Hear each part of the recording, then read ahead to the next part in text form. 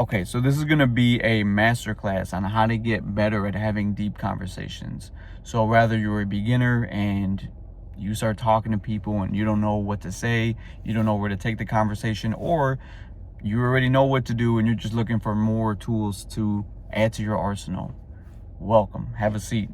We're going to have a nice little chat, nice little masterclass on this. So the first thing that you have to do is set the intention, right? Are you trying to find somebody to be friends with? Are you trying to make a business connection? Are you trying to find a romantic partner, or, meet somebody in a romantic way, romantic setting? Now, once you have the intention set, it's essentially the same thing. You're going to talk about the thing that is bringing you to want to engage with this person, right? So let's say it's a business connection. A lot of people will think that because I'm networking and this is supposed to be professional, like we can only talk about work and that's it. No. The whole point and what's going to make that connection stick is when you guys find relatability, rather that's shared values, shared alignment, shared goals. There are so many things. There is a plethora of things that you could connect with somebody on, but it has to be taken to a personal level. Same thing with a romantic conversation, right? I'm over here saying romantic conversation like you're Romeo and Juliet. But when you're flirting with somebody, you guys are going to connect on something that you guys share. Like, what do we have in common? And this could be shared interest, shared taste in music, shared hobbies. Maybe you both like going to the gym and you both are like into health and eating right. And it's just like, oh, this person has shared values as me. This could be something, right? That's what it's going to be about. And you want to try to find that as fast as possible. The faster you could get to that point, like a lot of people will shit on, what's it called? Small talk. A lot of people will shit on small talk. You have to have the small talk in order to get to the big talk, right? Like, how's the weather? I'm not a huge fan of it either, right? So, but at the same time, I'm not going to jump into just telling you something really personal about me, unless it's like 1 in a million, a 1 in a million chance that somehow that comes out. I can't even think of something off the top of my head, or I can't even think of an instance where that happened. But anyways, so you do have to have the small talk. Once you get that small talk out the way, connect. Find something to connect with them on. And here's the thing, like every person in front of you, a lot of you guys that are like, and when I say guys, men and women, a lot of you that are like, I don't know what to say, like my mind goes blank. You are thinking about yourself too much. And what I mean by that is you are too worried about how you sound, how you're going to come across. And sure, is tonality important? Absolutely. Is eye contact important? Absolutely. Is your posture, important? And where you place your hands, are all those things important? Yes. I want you to put your focus not on all the body language stuff. Put your focus on comfort. How can I be comfortable talking to this person right now? And then do whatever you got to do. Usually, I'll share for me, and this works like a charm. Anytime I'm like, I might get tense or whatever, and it's just such a default thing for me now. I sit back. I breathe into, I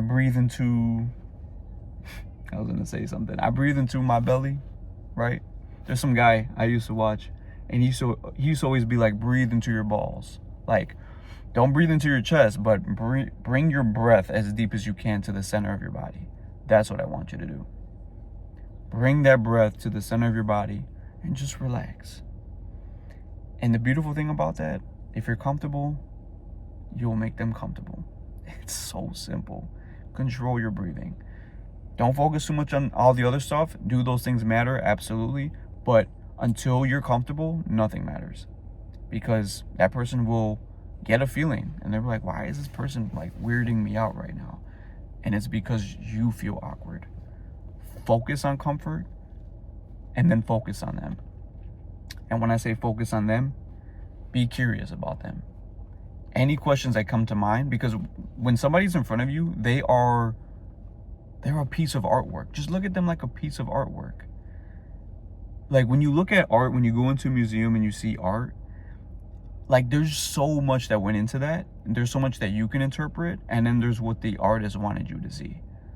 It's the same thing with people. Like when somebody dresses a certain way, gets a certain hairstyle, carries himself a certain way, talks a certain way, the things that they tell you, they want to provide you an image of who they want you to see them as. It's the same thing. Be curious. You can't walk up to the Mona Lisa painting and ask the Mona Lisa painting questions about, like, hey, why did Leonardo draw you? You know, why did he use, I don't know anything about like paintings and stuff, but you get what I'm saying. Be curious. You can ask somebody. You can't ask them. You can't ask the painting that, but you can ask the person about who they are. How did you get into this field of work? Like, what was the point that you realized that this is what you wanted to do? Or is it something that you just wanted to get into to, you know, and then they'll tell you, right? Like last night, one of my friends, one of my homegirls introduced me to her friend, right? And it was so funny because like, you could tell I created the space for her to talk about herself and get comfortable. And she would start telling me how she was in the military and how she liked it. I was like, really? Because I was in the Navy, but I wouldn't say I was like the most patriotic person. But she, you know, she really enjoyed the military. And I was genuinely curious, like, why? Almost everybody I've met, like, just, they wouldn't go back. But she was like, oh, I wish I stayed. Anyway, conversation keeps going. And then she was like, yeah, she tells me she was in the Air Force. And then she was like, I was in Texas. I said, Fort Sam Houston. And then she looked at me. She was like, how'd you know that? I'm like, I was there too. I was like, what year? I'm like, don't tell me it was 2014, right? Or yeah, 2014. She's like, shut up. And I was like, bro, we probably walked past each other. Like, that was so long ago. Right? And then because of that, we just started talking about like the same thing, because we had now a shared experience. Even though we were separate and we didn't know each other, we're both like, we found relatability. You were somewhere I was at for a period of your life, a very important period, you know, like, that's crazy. So guess what? That part of the conversation, like, that's where we had a connection point. That's where we had the connection point, right? I found that just through asking questions. Like, she wanted to talk about herself, I allowed her to. And then I was just like, really? And I just got curious. She could have just said I was in the military, and I could have just totally not even asked her anything about it. Like, oh, okay, cool. I didn't want to necessarily talk about my experience, right? Or I could have not wanted to talk about my experience, and therefore I just didn't, you know? And a lot of people hold themselves back because of whatever. Or maybe, let's just say I was the type of person where I didn't want her to know that I was in the military for whatever reason, right? Like, so being curious would just open this door of, you could just find so much to relate to them on. And then you do this thing naturally it's called conversational branching, but where you're having a conversation about one topic and then you keep on jumping, right? So like, hey, what made you want to get into the military, right? And then we got from that point, then it's like, what branch were you in? And then where were you stationed? And then what time period were you stationed there, right? So, and it's just like that. You find somebody that is in the same field of work of you. Like, you're in sales, they're in sales. Or they want to get into sales. And it's like, wait, why do you want to get into sales? I had some guy, I was at a Cubs game. And this dude comes up to me, because I'm at a bar after the Cubs game. This dude comes up to me, he's like, hey bro, would you happen to know somebody that has a lighter? Now I was waiting for somebody because they were getting a drink. I'm not drinking, right? I wasn't drinking, not because I don't drink at all, but I'm on a very strict meal plan right now. So I just, I was done. I had one drink and that was it. I was waiting for the other person to get a drink. And as I was waiting, I was waiting like kind of outside the bar. This guy comes up to me, asks me that question. Hey, would you happen to know somebody that has a lighter? I'm not with a big group of people. I'm literally just standing there by myself because it was all crowded. And I looked at him, I go, bro, are you in sales? Because that's a sales, like only somebody that's in sales would know that.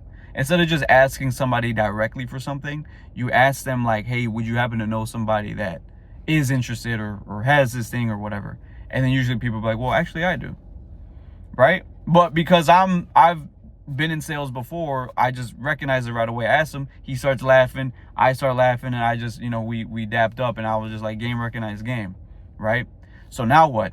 We are two people that share the same field of work in a pool of people wearing, Cubs gear, jerseys, shirts, hats, right? But we're two people that found a commonality aside from the Cubs, but also in what we do for work. This is what networking is.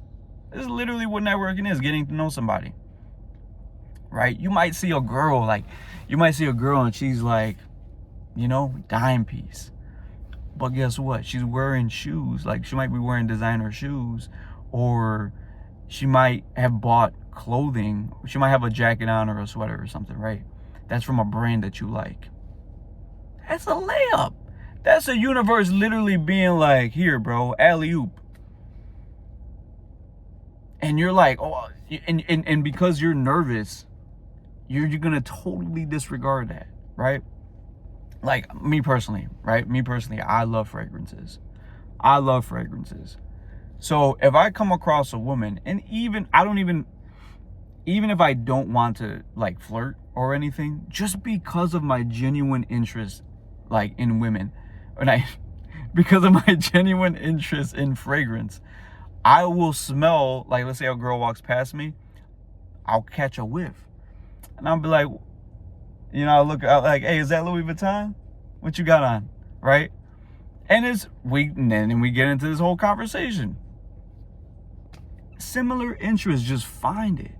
And I guess that would be a very good example of jumping straight into interest without having the small talk. It's beautiful, right?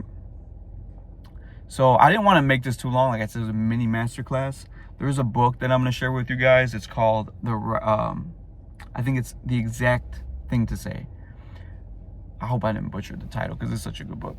But it's like a little booklet. One of my clients I was doing high ticket sales for got it for me as a gift. And I want to share it with you guys because it's really good. I don't have it with me, but I will open that book. I can't promise it's going to be my next video, but one of my next videos, I'm going to open that book. We're going to crack that thing open. And, oh yeah, I'm going to give you guys some sauce. Because I look at that book every so often. I'm like, I'm using that today. Or if I'm going out, I'm using that tonight. But didn't want to make this too long. I got to go inside the gym because I'm actually in the parking lot right now, if you guys were wondering where I'm at. In the parking lot, about to get my lift in. So, I'll see you guys in the next one. Peace.